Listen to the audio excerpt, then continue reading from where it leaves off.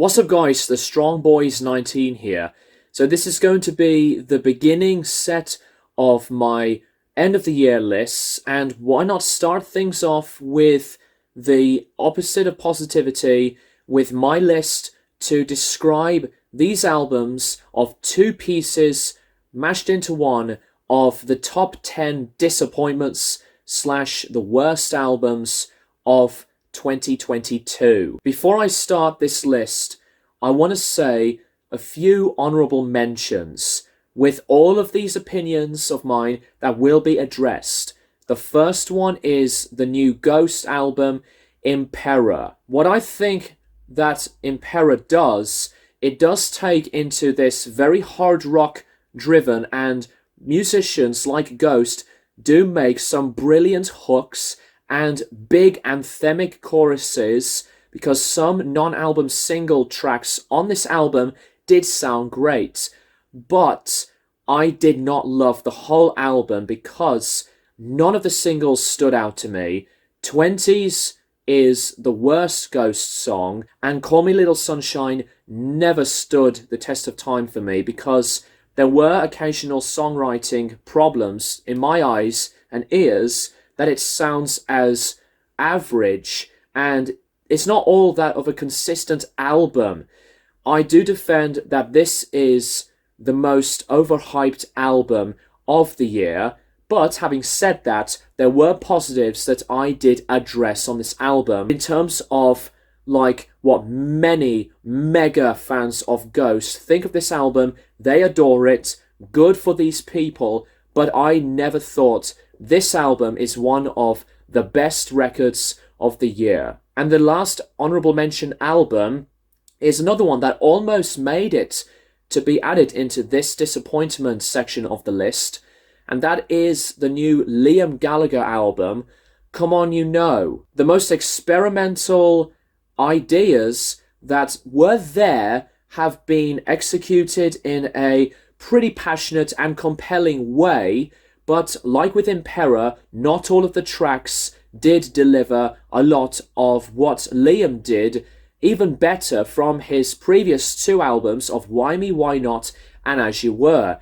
There were tracks onto this album that I really did like to grow more and more over time, like Everything's Electric, Oh Sweet Children, Better Days and More Power, but some songs like I'm Free and It Was Not Meant to Be, they are just weak filler examples, and I never thought that this was at all like a huge letdown, because there were moments of this album that I did like some of it, but at the same time here, this album did not make a strong impact, as much of an achievable amount of musicality and effort like what Liam did earlier on in his solo career. And with that being said, guys, this is the main portion of the list, the disappointments from numbers 10 to 6, and the worst that are the top 5. So here we go.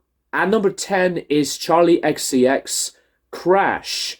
Yes, I did decide to discover some more of these other popular, praised, experimental pop musicians, like I've mentioned a few times, of FKA Twigs, whom I really like a lot with her material, and did review Capri Songs.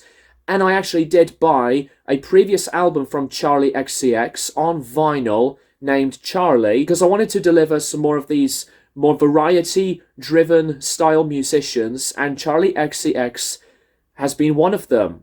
This beautiful style of mix and modern pop style production.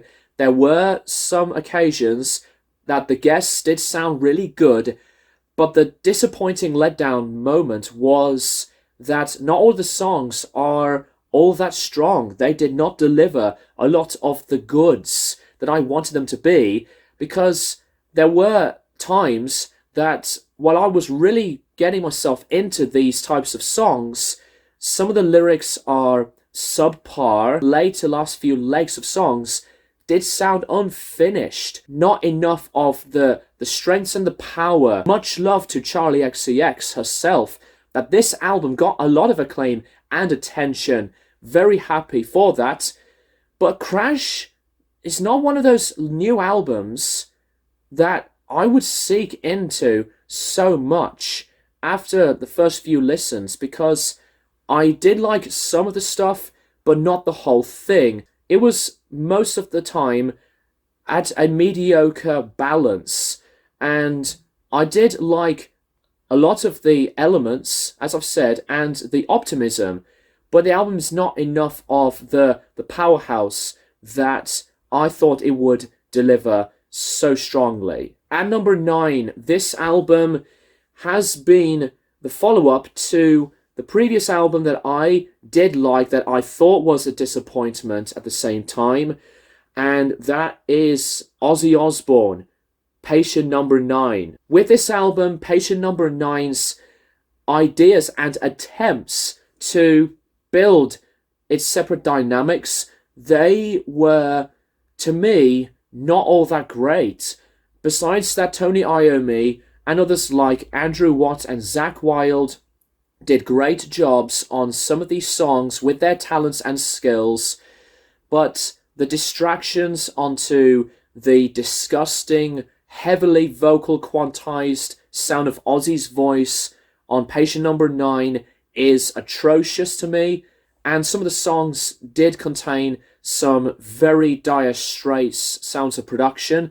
The drums did not sound as perfect, neither does the guitar's distortion, and the songwriting as well.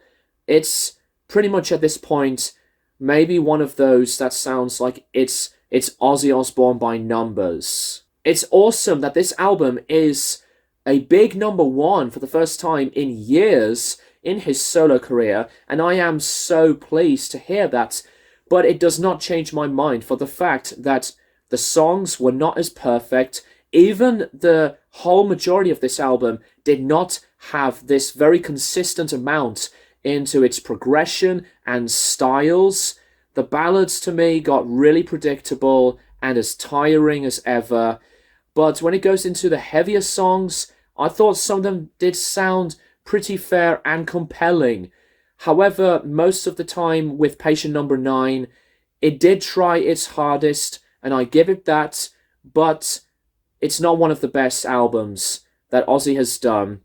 And yes, I know, coming from a musician who's close to in his mid-70s, back with his own vengeance, the album did sound good, but it did suffer drastically from the downfalls.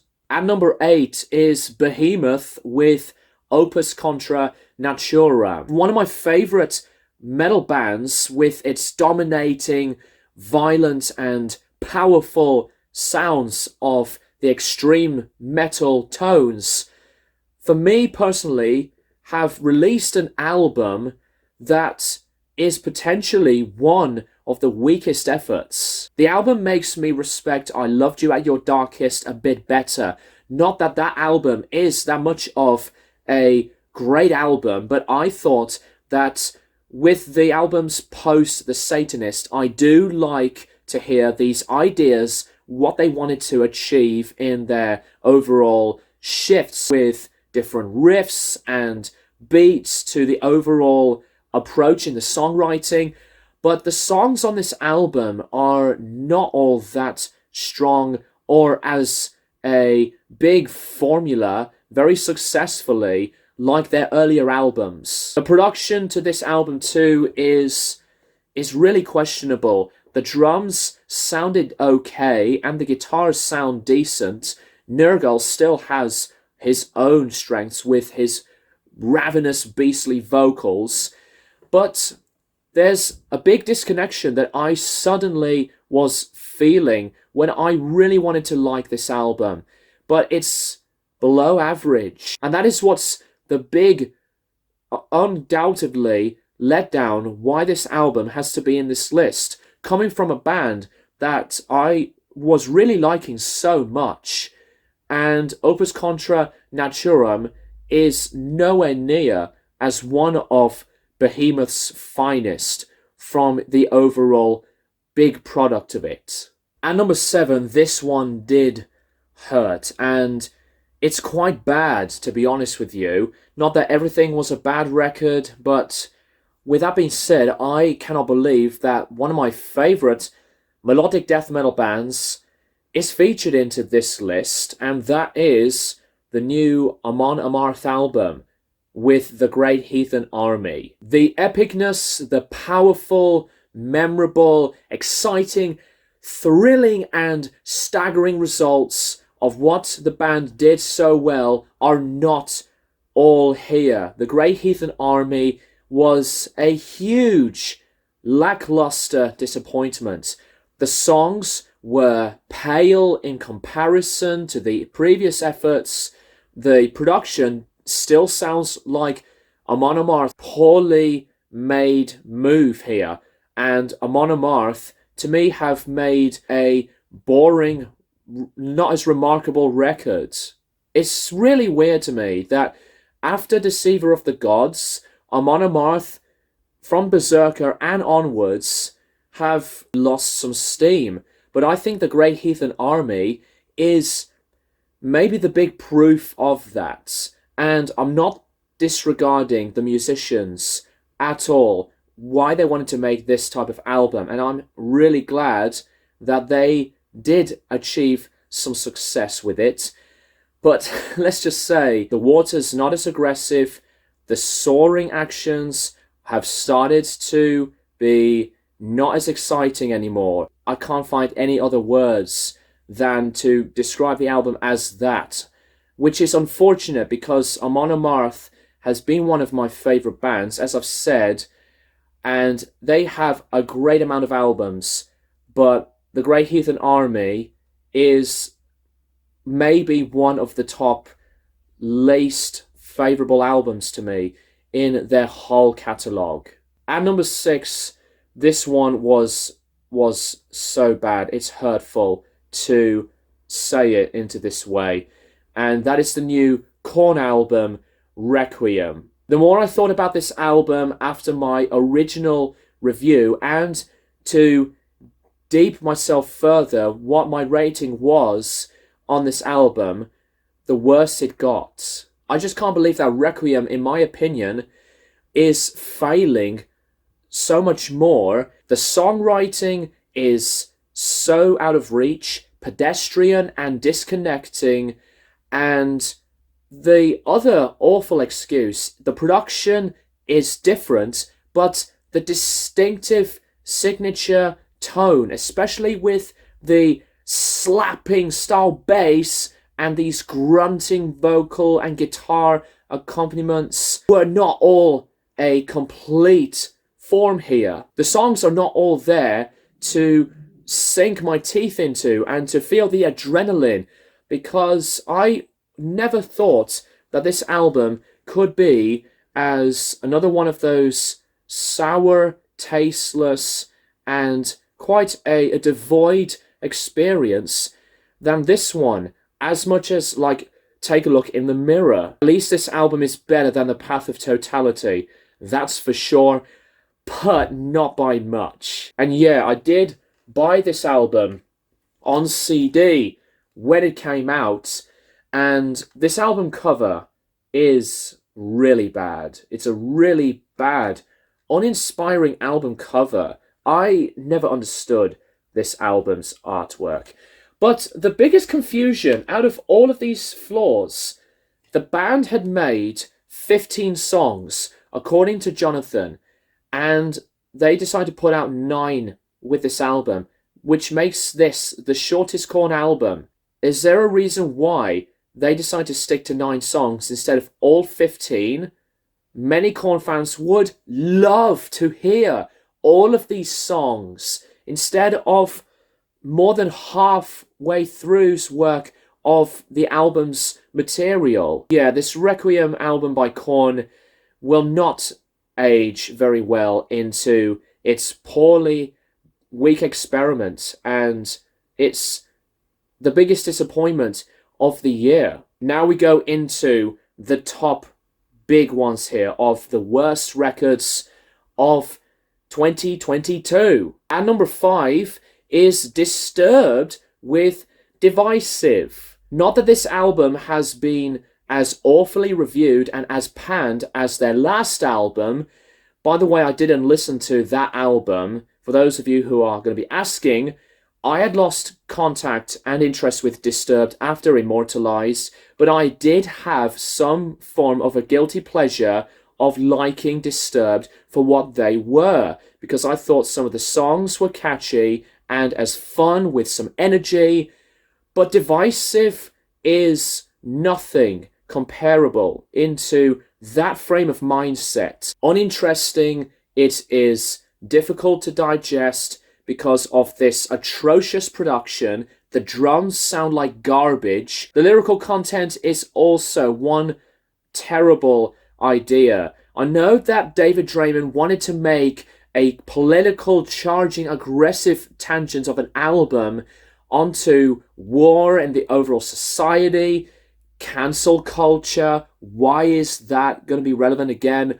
I literally don't know. Rehashed that there's not enough of the soul or the personality that they tried to deliver. I know that I may have heard worse records into political lyrics, as there are some that will be featured later on into this list, but Divisive it's not very good. It's not a very good album. It is below average as it really gets. At number 4, the angry, unapologetic Boomer returns once again with this follow-up to his abomination of an album that I cited it as the worst album of 2021.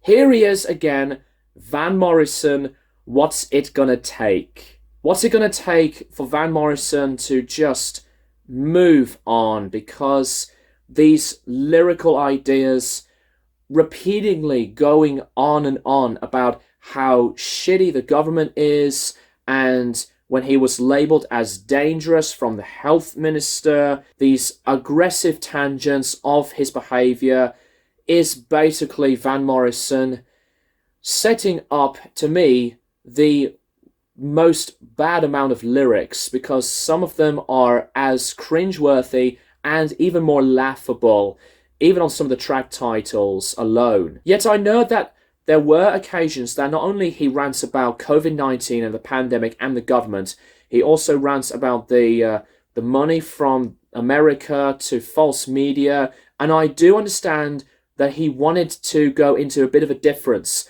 The best accomplishments that I can give about this album are the production, which is beautiful. The music is way, way better. And Van Morrison, from his voice, the sound and tone of his voice did sound really clear and great. There's more oomph. There's more musicianship going on here. But this is still as annoyingly desperate and as tiresome, broken into my attachments.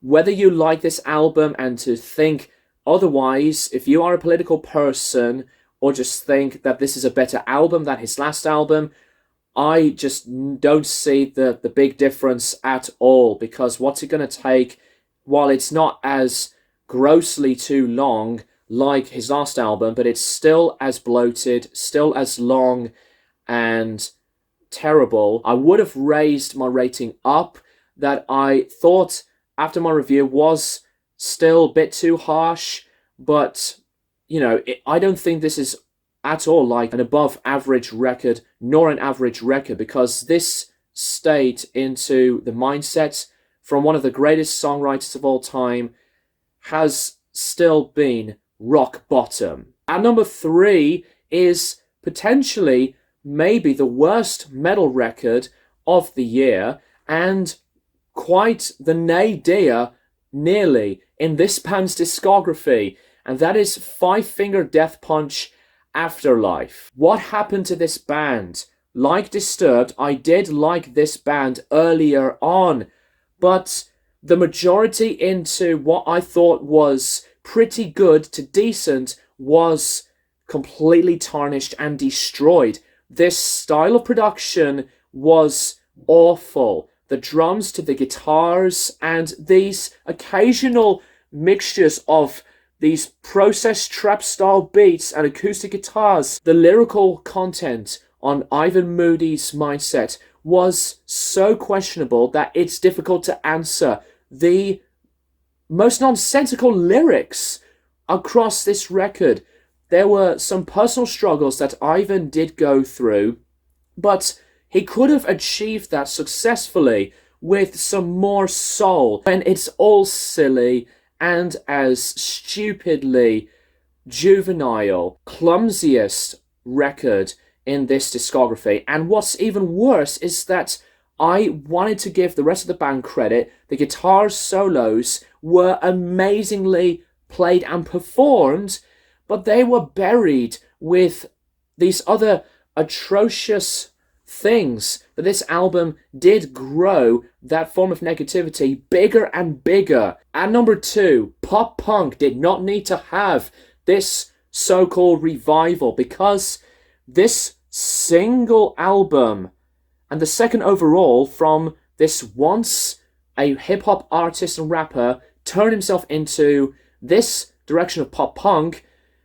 Oh my god, this is the messiest stain of an album, especially in this overall move and current state of the genre, and that is Machine Gun Kelly, Mainstream Sellout. The lifeless, soulless, lack of emotion, Machine Gun Kelly's vocals, worst sounding vocals of him, and the production is also grating, overproduced, creepy, it is cringeworthy, and quite an uncomfortable and yet a big, boasting, bastardized arrogance that Machine Gun Kelly does have. Besides this album's identity crisis, this is an unclean album that will never stay clean, and it should stay flushed down the toilet pipes. I don't have anything else to say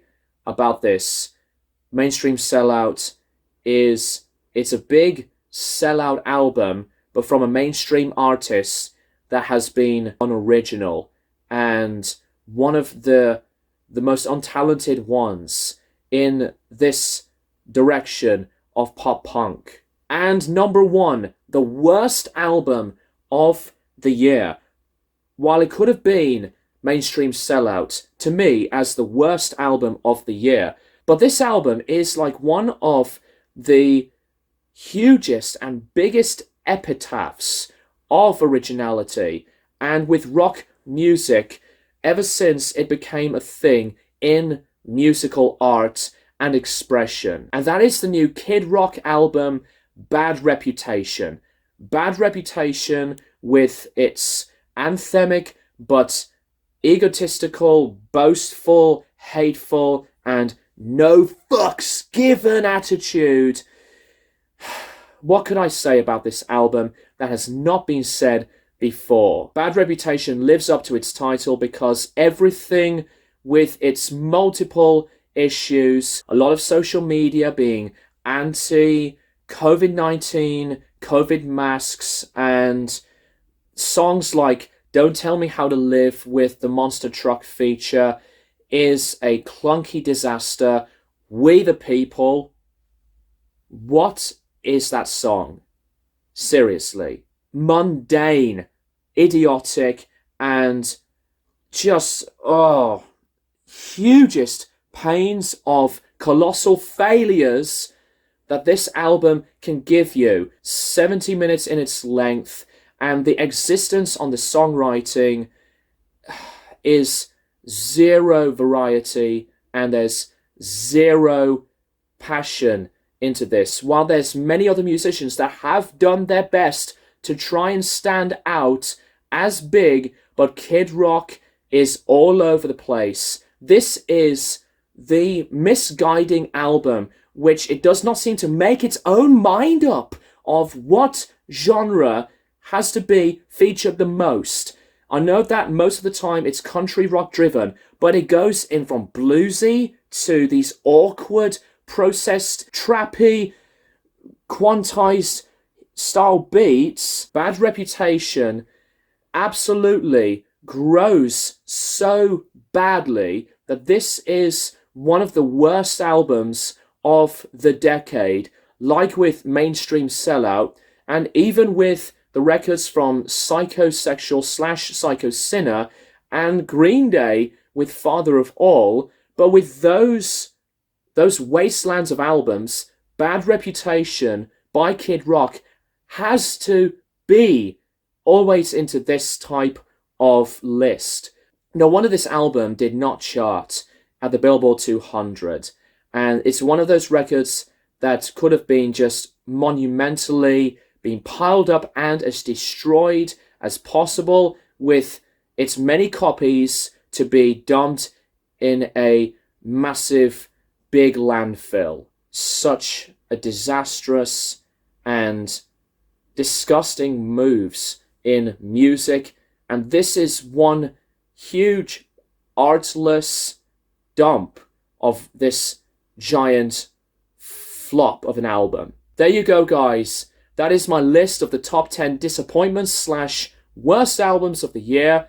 Let me know what you think in the comments below of what your albums are, either in the disappointments or just go and dive into your aggressions of the worst records that you have listened to throughout 22. Thank you guys for watching, and I'll keep you guys posted for more videos in the near future.